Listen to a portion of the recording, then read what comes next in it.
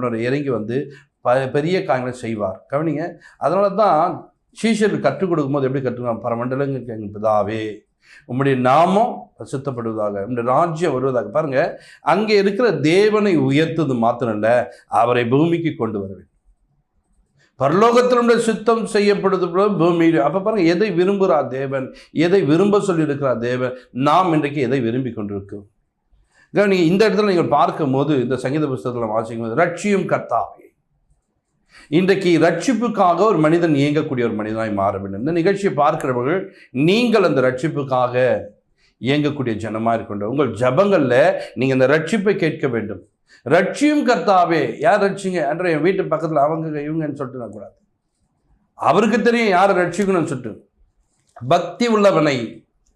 பக்தி உள்ளவனை கர்த்தர் தமக்காக சேர்த்துக் கொள்கிற தேவன்.